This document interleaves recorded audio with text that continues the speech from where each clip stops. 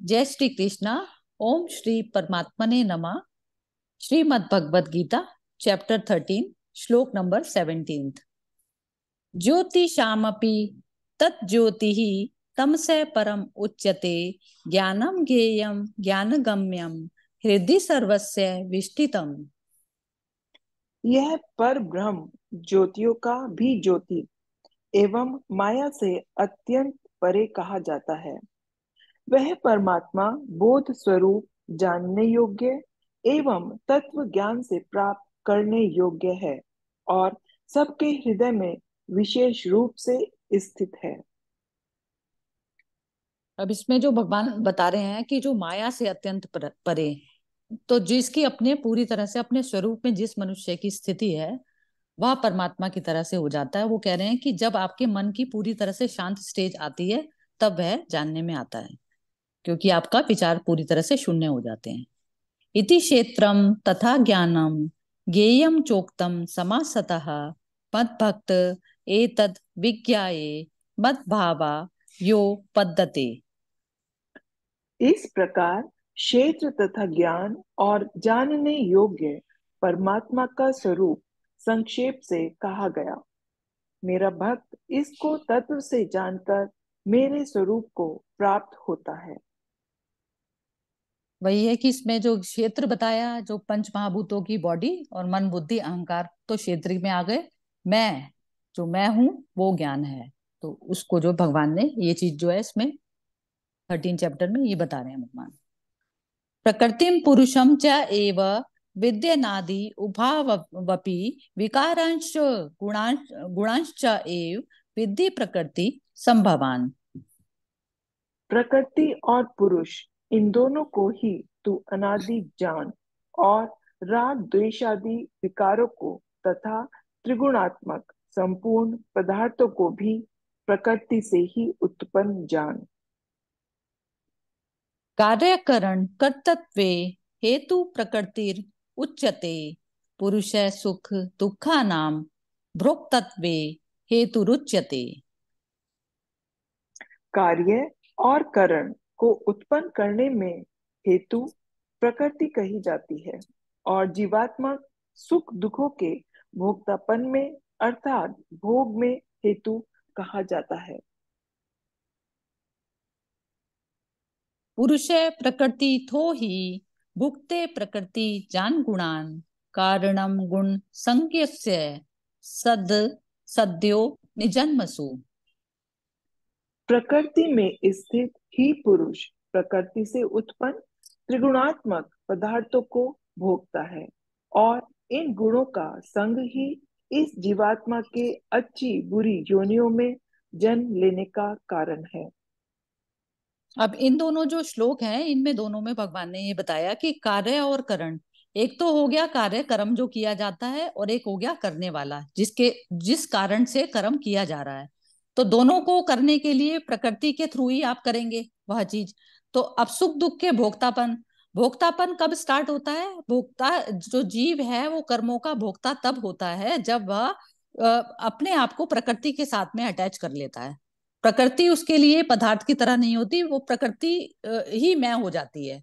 तो तब वो जो है उसमें भोक्तापन उसके अंदर तभी आता है, ये सुख दुख, क्योंकि उसमें अटैचमेंट हो जाती है उसकी। तो इस प्रकार से ये बता रहे हैं। और अच्छी बुरी योनियों में जाने का कारण भी वही होता है, क्योंकि जो हम्म। अटैचमेंट है वही हमारे को ऊपर और नीचे दोनों तरफ पे ले जाने का कारण बनती है। हाँ, अच्छा बुरा वो वो हमारी मन की स्थिति वही तो हो गई ना। हम इसको दूसरी योनि न मान के अभी इसी प्रेजेंट मोमेंट की बात करें, जब अटैचमेंट हुआ तो वो फिर वही शून्य से ऊपर या नीचे हो गया स्थिति, वही अच्छी बुरी योनि हो गई। हाँ, मतलब जहां पे भी आप शून्य से ऊपर नीचे गए तो वो अच्छा और बुरा हम्म। बस वही स्टेज है। उसमें हाँ। योनियां ये नहीं कि मरने के बाद में आपको जो है कोई दूसरी योनि मिलेगी, ऐसा हम्म। नहीं। वो उसी समय हम्म। हो जाता है। वो जिस समय हम्म। आप अटैच हुए उसी समय वो काम हो गया। हम्म। उपद उपदृष्टानुमंता च भर्ता भोक्ता महेश्वरा परमात्मेति चापयुक्तो देहे अस्मिन् पुरुषः परा। इस देह में स्थित यह आत्मा वास्तव में परमात्मा ही है। वह साक्षी होने से उपद्रष्टा और यथार्थ सम्मति देने वाला होने से अनुमंता, सबका धारण पोषण करने वाला होने से भर्ता, जीवन रूप से भोक्ता, ब्रह्मा आदि का भी स्वामी होने से महेश्वर, और शुद्ध सच्चिदानंद घन होने से परमात्मा, ऐसा कहा गया है। या एवं वेत्ति पुरुषम प्रकृतिम च गुणैः सह सर्वथा वर्तमानोऽपि न स भूयो अभिजायते। इस प्रकार पुरुषों को और गुणों के सहित प्रकृति को जो मनुष्य तत्व से जानता है, वह सब प्रकार से कर्तव्य कर्म करता हुआ भी फिर नहीं जन्मता। ध्यानेनात्मनि पश्यन्ति केचित् आत्मना अन्ये सांख्येन योगेन कर्म योगेन चापरे।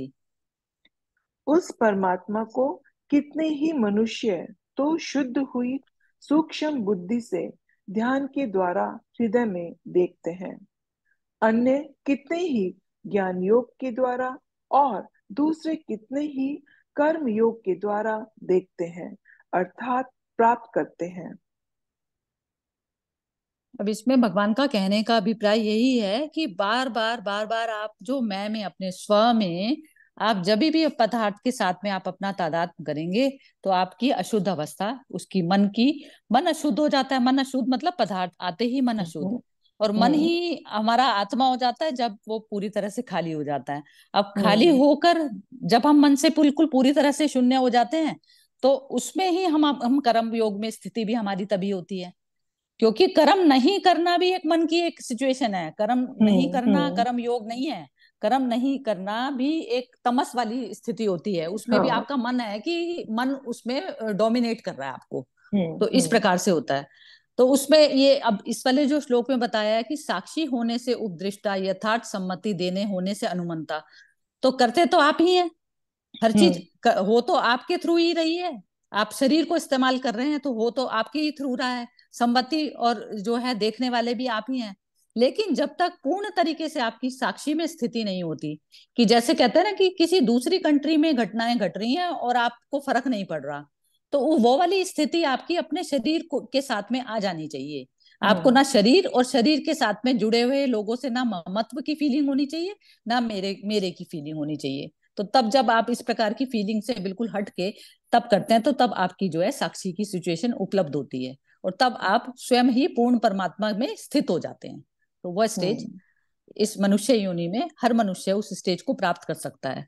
तो अर्जुन क्या है, अब इस समय भूला हुआ है, इस कारण जो है भगवान उसको वापिस उसको परमात्मा की स्थिति में स्थित करने का प्रयास कर रहे हैं बताकर। हम्म। हम्म।